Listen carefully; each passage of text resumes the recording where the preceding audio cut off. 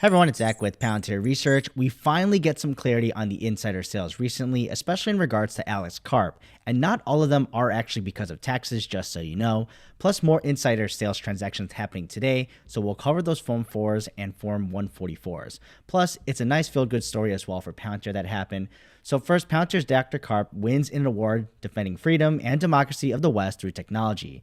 This is the Kroc Institute's Tech Freedom Award, and the reason Karp and by extension Palantir won this award is because of their work primarily in just defending the West, standing up so clearly on the side of Ukraine and Israel. And Karp recorded his thank you speech playing in the background, but these recognitions are important even if per enemies will always say this is just a circle jerk between warmongers or saying it's rigged because of their government work. But in reality, these are marketing points, especially for businesses in democratic countries, where if it's good enough to defend the West and standing up for the side of democracy, then at least they're reputable enough, at least at some point, and that's honestly the name of the game, just getting Palantir's name out there. So not to go off on a long tangent, but as a Palantir investor, I'm obviously in the midst of all of it, but the everyday normal people, let alone business leaders, Palantir is still unknown relative to the most name recognized ones like Microsoft, Amazon, Google, just to name the big ones. So great job on getting the recognition today for Palantir and Dr. Karp.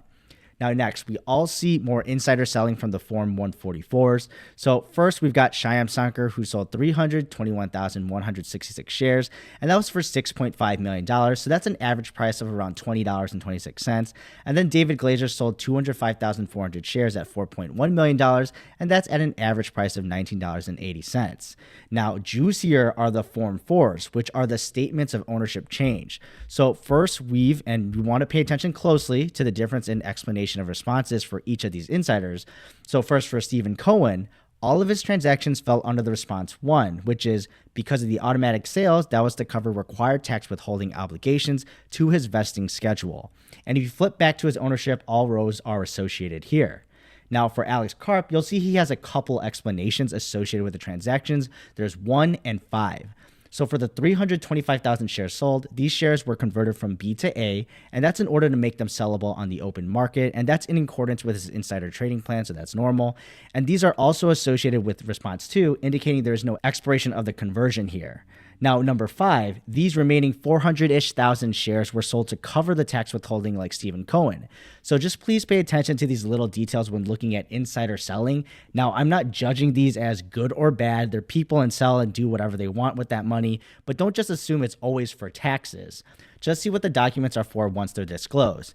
Now, what's important to note, though, is that both of these insiders have a crap ton plenty of remaining shares and options. So I'm not trying to drum up any doom and gloom for sure, and I'm not saying this is like amazing news.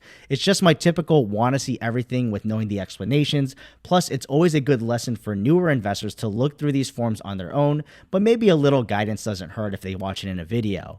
Now, picking up a few $1,000,000 for someone who built up a $45 billion business, you can technically say that, with the recent run-up here in price action, probably deserves to take a minuscule percentage of their holdings out to enjoy or do whatever personally. Just make your own decisions on this information, understanding this is a part of any company, and there are, of course, way worse situations out there and have happened in the past, not for Palantir, I'd say, but of real insiders trying to offload shares because they think the company is going down or don't believe in it. This most certainly is not that case. But thank you all for sticking around for this 2-part Palantir Daily right before the holiday. Enjoy the holiday with those important to you, but since it's a season of giving thanks, I really appreciate everyone who watches my videos every single day, I guess, and I see a lot of return viewers. I'm just an ordinary Joe out there with my own opinions. But I'll leave it at that, and I'll see you in the next Daily Palantir on Friday.